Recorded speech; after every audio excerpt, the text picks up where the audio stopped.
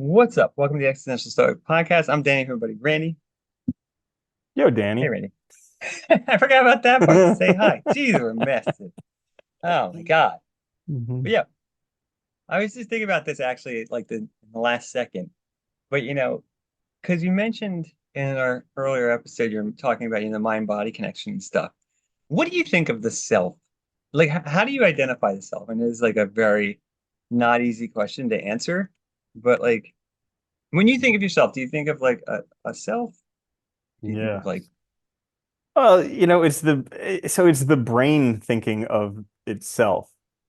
right? And Which is weird. yeah, and there's the conscious and the subconscious as well. So there's all of that. I think it's just a big, massive confusion. And Yeah. I'm having a heck of a time learning about it recently. I've been listening to a bunch of books about it, like the mind body prescription and mind over back pain and all this and healing back pain and the divided mind, all this crazy stuff about how the mind and body are connected, and medicine has kind of screwed up for a long time by thinking that they're separate. Well, it treats them as totally separate, right? It looks just at the physical symptoms of the body rather than taking into account the mind at all hmm and its relationship to those symptoms.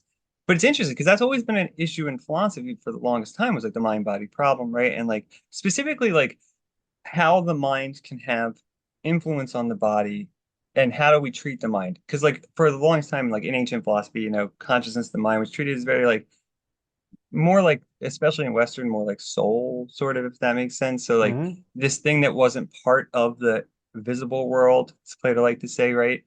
And so then if that's the case, how do they connect? Right? Descartes, I think he identified was like the pituitary gland or something as the place where they like interact hmm or something. It's interesting because it is a weird problem. Like, we think of ourselves as this brain or conscious self in its body. And like even the brain, is that your consciousness or is that the physical thing hmm still? Like how do they relate? Yeah, it's Well, interesting. I mean, even for these like science mongers who think that like, oh, science, blah, blah, blah. But like even scientifically, the mind is completely interlinked with the body because you have the brain, which is a bundle of nerves that goes down to a spinal cord. And then you have all these nerves shooting Yeah, off of the spinal cord, and they go out to pretty much every cell, every muscle, everything throughout the entire body. And whatever they don't touch can be influenced by blood and other fluids in the body, which carry hormones which then regulate yeah, everything in the body. And these hormones are created in the brain, in the pituitary gland, like you mentioned, and other places. And it's just like to think that they're separate is just crazy. yeah. And what's funny too though is like how many things too like can in order for like from adaptation like bypass like that necessity of having to connect to the brain itself, like when reflexes and stuff, right? Like you need an immediate response, so they can trigger without having to be connected, like informed from the brain, I guess you'd say, like a signal directly from it, which Yeah. is really interesting too. Yeah. But I brought that up. I just had the No, go. craziest mind body experience the past couple months. Cause like Yeah. right around Christmas, I got this insane back, shoulder, and arm pain. And it was crazy. Like I was on the highest dose of all types of medications. And then I found this book, Healing Back Pain, listened to it, started listening to the other books the guy wrote, and the pain went away on its own. Like Yeah. basically, once Which I is crazy. learned that the pain was there just to keep me from looking at some emotional stuff, and I started looking at some emotional stuff, the pain just went away. And it it boggles the mind. Ooh, look what I did there. It boggles the mind. Nice. Do you think you did hurt yourself initially and then like, It's quite possible. So like one thing that he talks about in the books, and this goes back to Freud even, is the symptom imperative. So it's like the this these symptoms that like move places. Because I have had since I was in veterinary school, going against my will, doing something that I didn't want to do, I started to have shifting body pain. I had sciatica and lower back pain and neck pain and knee pain, and then this most recent time shoulder pain. And it's all stuff that like has kind of come and gone without any real reason for it.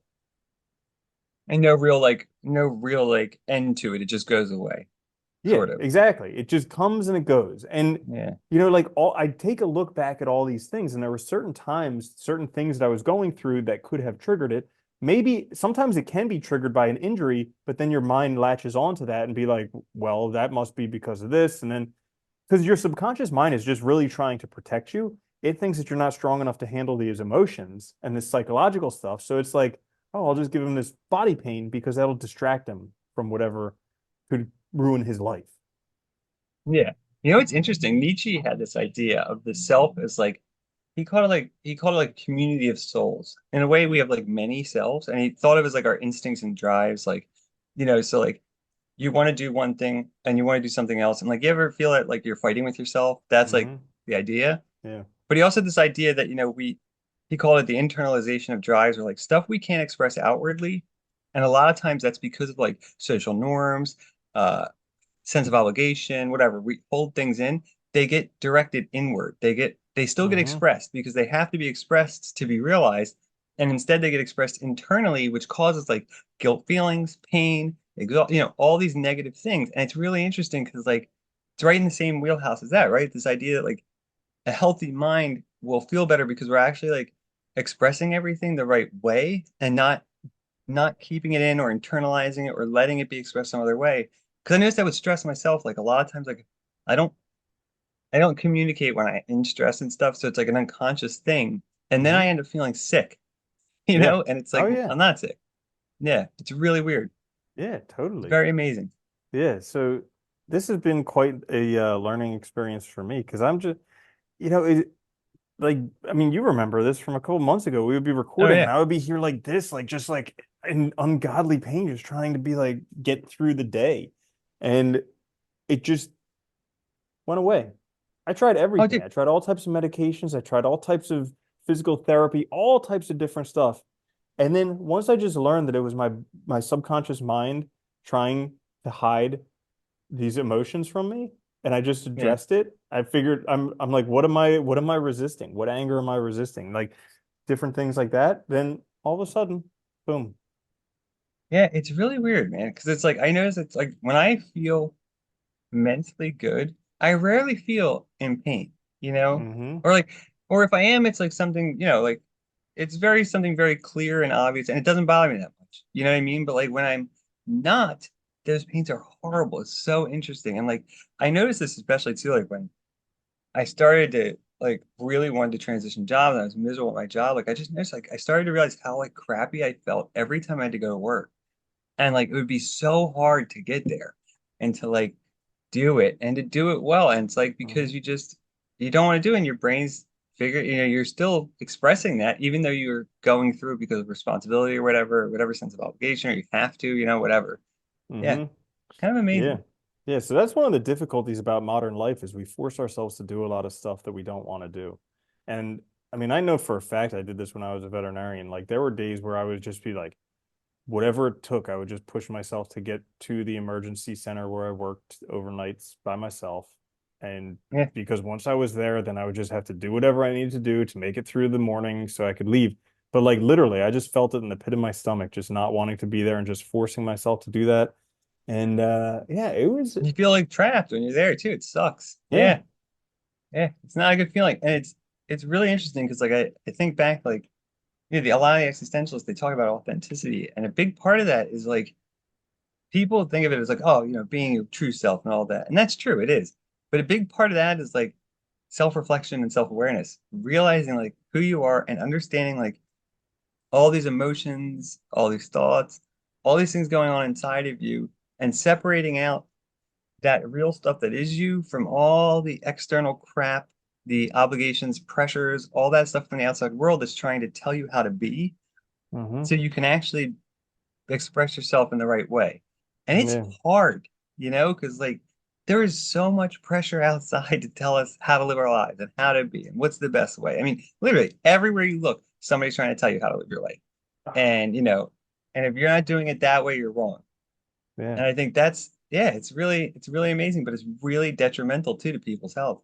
That's great. When you were just saying that, I actually just had another insight. So, like, right before the pain started, because one of the things they talk about in this book is that, like, oftentimes you can have some type of incident that, like, the pain doesn't start then; it starts shortly afterwards because, like, you just try and get through this incident, and then afterwards, once you're through it, your body has to deal with it. And so Yeah, starts processing it. yeah, so like I actually so beginning of December, I went to a retreat that was like it was a mindfulness retreat, very opening. I felt I felt like a lot Nice. of stuff, but it was a very good environment for it. And then right after that, I went on this trip. And as soon as I got there, I realized that I didn't want to be there. And I forced myself to stay there because I paid for it. And Yeah. I made it through that week. That was literally I like remember that. Oh hell. yeah, yeah, yeah. Yeah. Yeah. And then probably like a week or two after that is when the pain started.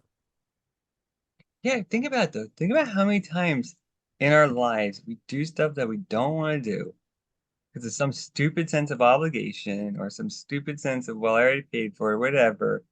And it's like sometimes, and it is tough because like sometimes like you have to do things you don't want to do. There are certain things like you have to do. And like it's important to learn how to like healthily get through those things and do them.